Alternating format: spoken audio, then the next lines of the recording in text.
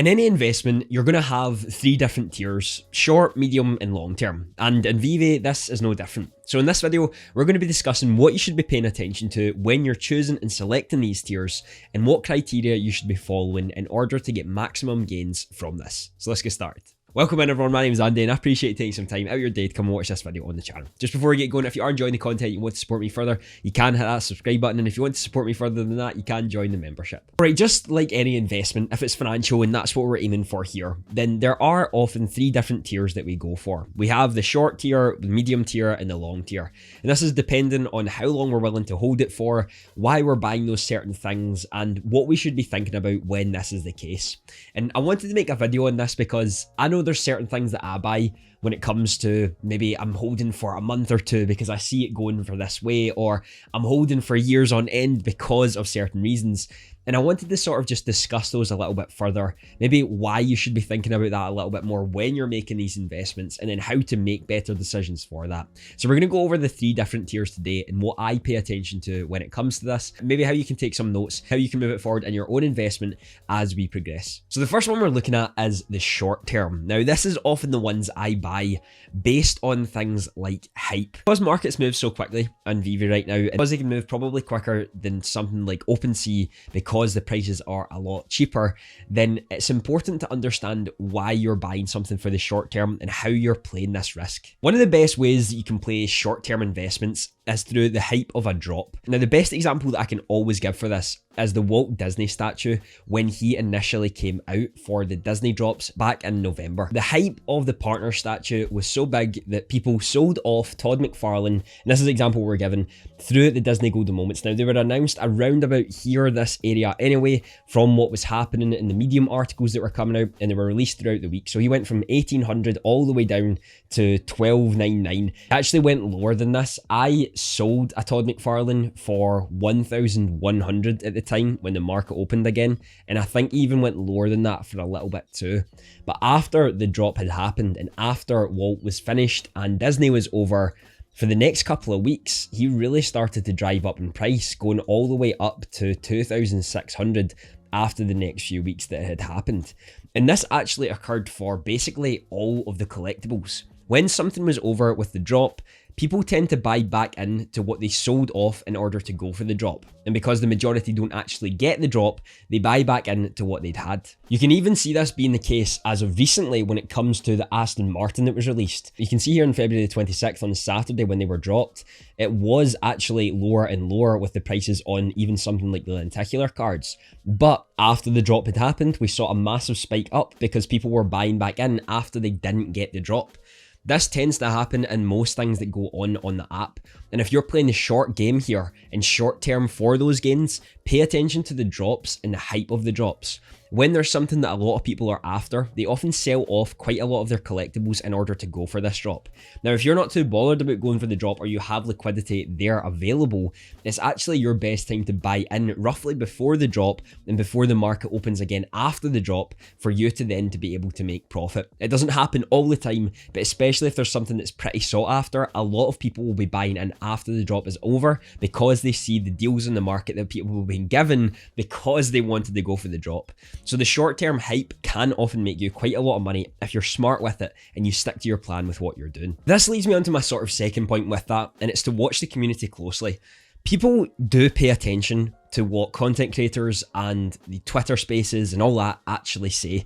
Now, this isn't the average consumer, because the average consumer probably isn't watching anything in regards to YouTube content or Twitter. This is for more of the really involved people in this community. And when you watch YouTubers, they talk about certain collectibles that they like, and those who follow them often agree because they enjoy the content that they want to do. It's sort of related to theories on consumer behavior. There's someone who you actually like, who enjoys a product that they're working with, then you tend to like the product more. And therefore it kind of works in similar instances in regards to collectibles. If there's someone who you like who likes a collectible, then you probably like that collectible more just purely because they like them. So you build that positive connection between it. It happens all the time, and I think this is important to actually take advantage of in some instances when you're smarter with it. If there's a lot of people talking about an upcoming drop, you can probably understand that there's more likely going to be more hype for that drop than some other things. Therefore, you can work with your plan around that and how to actually use this to your advantage and actually make more money. Not to say that this is a horrible thing to do, it's just understanding what the community talks about. The attention's usually on. So whether you pay more attention to the things that are there or less attention to the things that everyone else is paying attention to could potentially make you some great gains in the short term. And the final one is sort of related to that, but it's small things that happen within the company related to the actual digital NFTs or collectibles.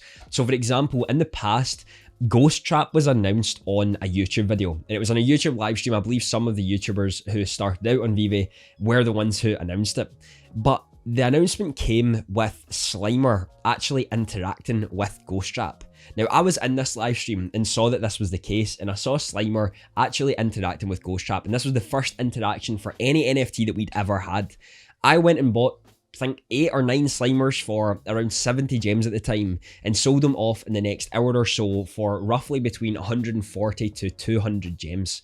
Now, at the time for me, that was massive, massive gains and helped me actually solidify positions in certain areas because of this. And that was all purely due to watching the live streams and paying attention to what was going on. Because the more you pay attention, the more you're going to see. And that's exactly what I'd done. Now, it happened the same with the Book of Necroman. I'm not sure if that was correct in the pronunciation, but I'm not sure if that's even what it's called. But when that became animated, that shot up in price for a very short period of time. And if you were able to take advantage when that announcement happened, as soon as it happened, you probably were able to make a lot of gains. So although you have to spend more time in order to make those short-term gains, you probably will win over the long run just by paying more attention to what is going on. This is what leads us on to the medium-term investments and what to sort of pay attention to that. Now, this is where I lean more to the Grail side rather than just short-term, whatever's pumping at the moment side for medium holds. It's not to say it has to be a Grail or what I classify as a Grail, it's just something that has to have stronger fundamentals than maybe these short-term plays. This is also where I look at maybe mass buying as an option, because when you're holding for medium term, you're talking maybe a couple months that you're holding for. And because you want those to have stronger fundamentals, you're more likely doing research and deeper diving into these certain collectibles or comics or whatever you're doing in order to justify why you're doing this. So if you see something that just shines through more than others, then you're probably more convicted in that one. And if it is the medium term hold, then buying maybe 5, 10, 15 or however many you can buy makes the most sense, as you're spreading your emotional stress and you're also spreading your wealth across a lot of those same collectibles. Now again, this can be risky because you're putting your eggs in one basket, but that is why you maybe shouldn't put all your gems into it, but just a certain amount of gems because you believe in the product that it actually is. This could be said for literally anything that you've done in playing over the next couple of months. And this is where paying attention to listings actually becomes quite important. Because if you're looking at something and you're looking at the listings that are going on, then you're watching how consumers actually react to this. Are listings going down quite steadily, or are they sort of staying stagnant with where they are at? You're going to be able to understand a little bit better in regards to this, how you can actually move forward with it, and maybe what you should be paying attention to and what you shouldn't. Something's listings consistently keep going up. Maybe that's not your best short-term play or medium-term play, but if you're seeing something that consistently is going down, for example, when Deadpool was initially released, his listings shot down from 1,600 to about 800 in 1 week, then that could have been a good medium-term play. Of course, right now, everything's down in the market and a lot of things might not be the case, but again, that's where we've got to think of the medium term. Once everything plummeted and reached their low, what was the listing sitting at and what are they sitting at now? Are they starting to go down? Demand starting to pick up? Should this be a medium-term play? That's the things you need to start to pay attention to. There's also something that I usually do when it comes to the medium term, and that is the drops that are happening. So for example, if you're taking Donald Duck and Lady and the Tramp, they're both still Disney Golden Moments. And although their listings are still pretty high, there was a big drop in the market when they actually came out, not selling for nearly as much as they probably would have in mid-January if they were actually released then. So this could be an opportunity for medium-term plays, as they still are very significant characters and also a part of Disney Golden Moments. So maybe for the medium term, you're going to see that demand actually pick up and supply heavily lower and actually make a fair bit of profit in regards to this. And this is what takes us finally on to the long-term plays and what they are. Now, for me personally, long-term plays are based on what I believe are grails. These are ones that I buy and plan on holding for a couple years because they could potentially be life-changing. Not to say that Veve could not fail. You know, there's definitely insight to that. We still don't know what the NFT space is going to hold. We don't know how it's going to play out in our cards. We don't even know what's going on in the world right now, never mind Veve. So for me, when it comes to long-term plays, these are ones that I feel have the strongest fundamentals, the community that will run behind them. When celebrities come in here, what are they going to be after to prove their status of wealth, to prove that they are one of the best in this space initially?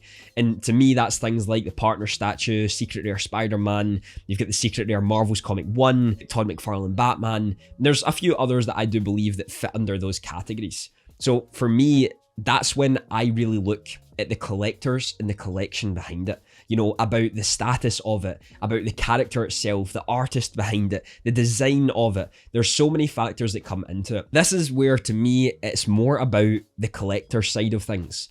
It's not about those short-term gains. It's about what are collectors going to want? What are they wanting to hold? What is their status behind them? How are these going to play a part? Because if we look at things like Yeezys when they were first released, or even the Bored Ape Yacht Club in relation to NFTs, they hold some form of status symbol. Whether someone is smart or not for buying those is the question still needing to be answered. But it is important to understand that branding and the meaning behind a collectible does matter here. I also would advise, if you can, to try to get 2 of these, because emotional attachment is very hard. So for me, you're going to have a very, very solid plan when it comes to your option of selling those when it reaches a point that you're okay with.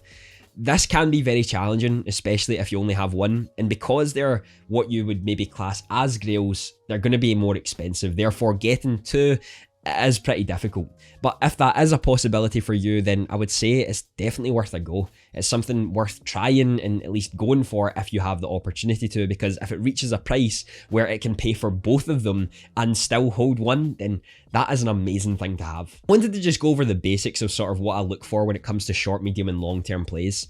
I know I didn't go massively in depth with it, and I probably will in the future more so with each individual one for each video, as we definitely could do that and give more examples. But I'd love to hear your thoughts on short, medium and long-term plays. Is there something you maybe do a little bit differently? Is there something you would add to this plan, or do you think it's just a load of rubbish? Be sure to let me know down below. Another video on the screen right now will be something you'll love to watch. Have a fantastic day.